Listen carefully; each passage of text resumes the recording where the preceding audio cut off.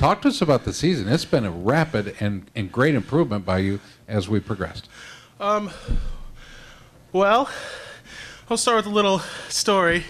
The first thing Mark Cody ever said to me, I shook his hand after a dual meet when I was at my old university. First words man ever said to me was, shook my hand, took me in close and said, "Son, you're the best heavyweight in the country. You just don't know it yet."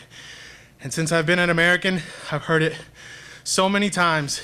And the progression really was just believing what Cody was telling me, believing in the fact that he believes in me.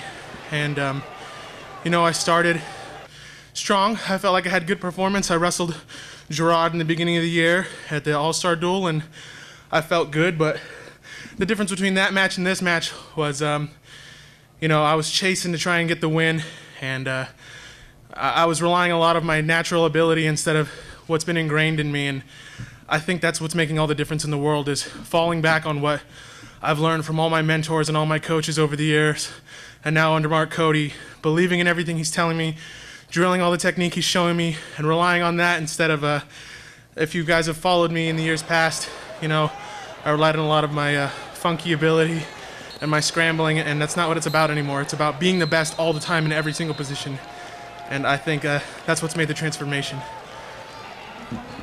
Ryan, would you talk about those last couple of minutes, though, when he did try to throw you at the end, and did you feel that you were in trouble at all? I didn't. When we were standing up, I didn't think he had the energy, and at the time, he didn't have the strength to launch me, and I knew my hips were in, lower, more powerful at the position.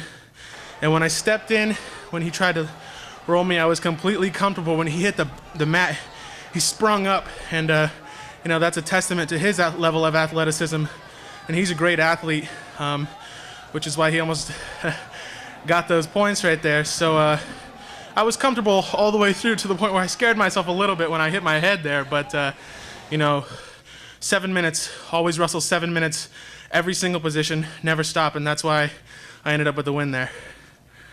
Thank you. Last round, you talked about how you were scoring points and wrestling the way you wanted to, but you thought you would have a close one, if not in the next round before the tournament was over, and this one ended up that. Well, what do you think was the difference for you? Was it conditioning? Was it just the belief in yourself? Was it your technical skills? I mean, there's a slim difference between winning and losing a close match with a good guy.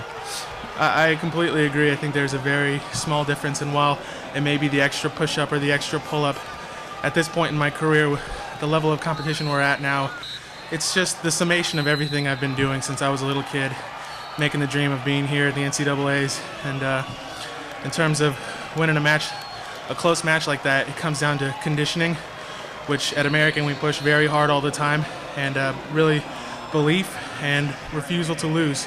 And I do refuse to lose, so I think that's what pushes me over the edge there. Other questions for Ryan? Go ahead, Mike. Ryan, you're actually from California, though. Correct. You went out east, went Columbia, then American University. Could you talk about that trip, what this has been like? Okay. Well, I think I'm the kind of person who adapts to his surroundings fairly easily. And, when I was in high school, I told myself I wouldn't leave California. I'm a California boy, but I knew in my heart that a lot of the bigger wrestling and more exposure is on the East Coast, and I knew I had to do what was best for me. So I left to Columbia, and I learned a lot of things there. Most importantly is that on the East Coast is where I needed to be, and I needed to find everything in my situation. I needed to make sure it was adding up to be the best possible situation for me. And so while being in New York was a good part of the situation, other factors were not so conducive to my success. And so while transferring to American, I knew I had to stay on the East Coast, and it just seemed right. It was the best fit for me, a good heavyweight coach, and the kind of team who has no tolerance for any shenanigans that are the big reasons why guys aren't lasting to the last day or aren't making the All-American rounds is because at American, we always make good decisions all the time. We always live like champions, and that's the best situation for me. So ultimately, it seemed like fate was going to have me land at AU because that's just the place I needed to be.